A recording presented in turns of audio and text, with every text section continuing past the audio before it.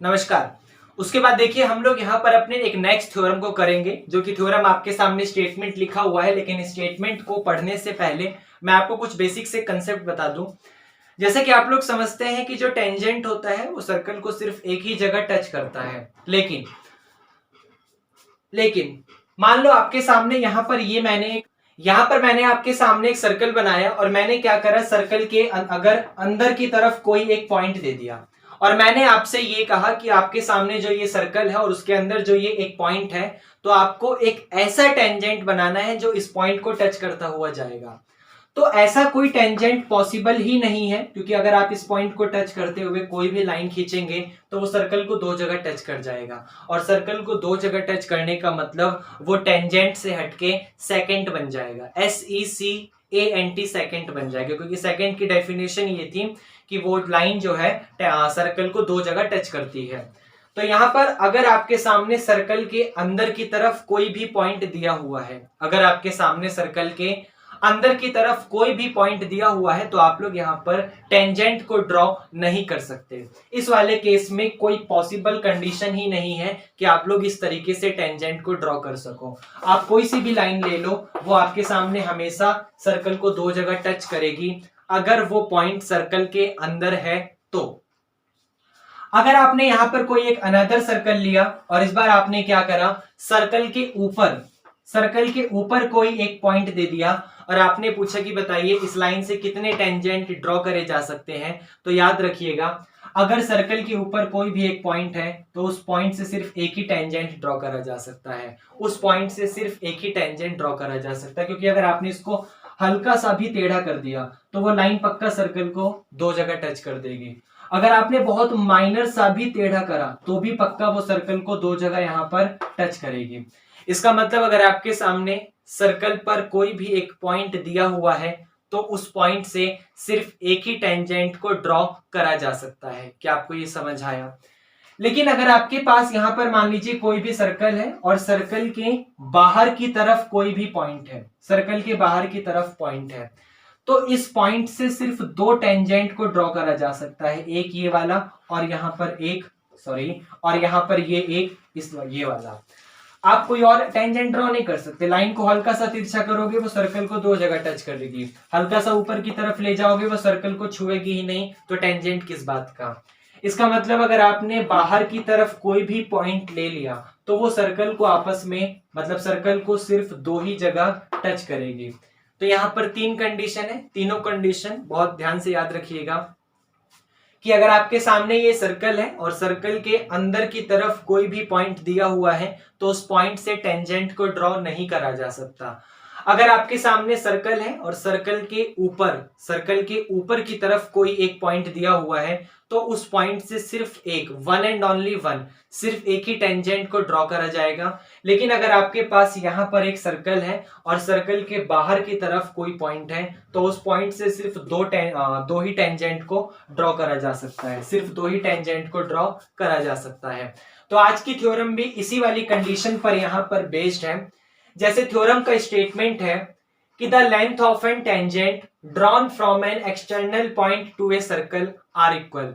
आप सर्कल के किसी भी एक एक्सटर्नल पॉइंट से अगर कोई टेंजेंट ड्रॉ करते हो तो उस टेंजेंट की जो लेंथ होती है वो आपस में हमेशा इक्वल होती है। मतलब ये सर्कल, ये यहां पर पॉइंट, ये यहां पर टेंजेंट, तो इन दोनों के दोनों टेंजेंट की लेंथ हमेशा आपस में इक्वल होगी। ये हमें यहां पर प्रूफ करना है। तो चलिए करते हैं, सिर्फ करें।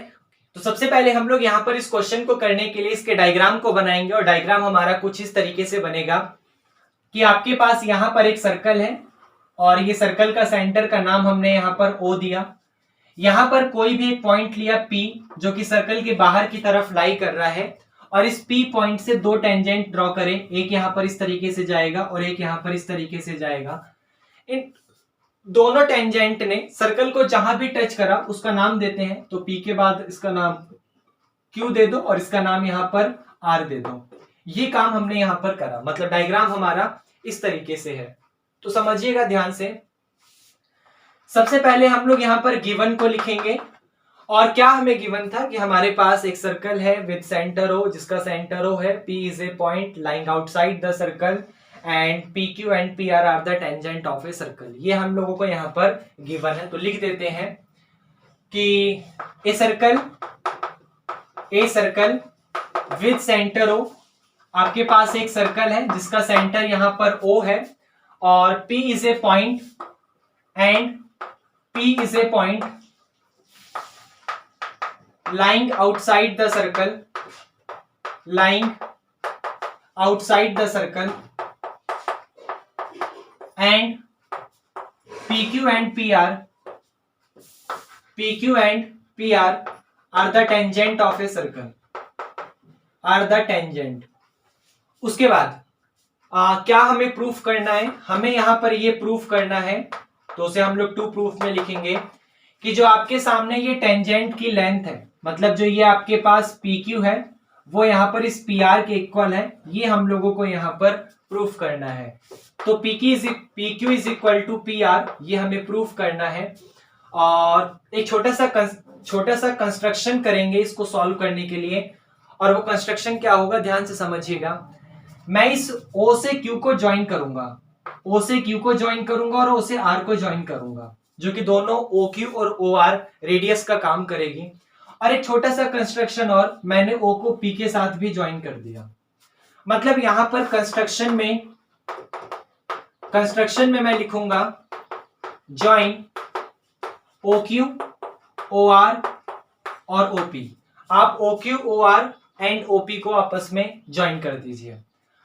अब आप लोग जानते हैं कंस्ट्रक्शन के बाद प्रूफ आएगा, और प्रूफ में सबसे पहले हम लोग वहीं से स्टार्टिंग करेंगे जो हमारा लास्ट कंसेप्ट था कि जो टेंजेंट होता है वो रेडियस पर परपेंडिकुलर पड़ता है। तो वी नो डेट, उसका स्टेटमेंट लिखिए, we know that tangent at any point of a circle, at any point of a circle is perpendicular to the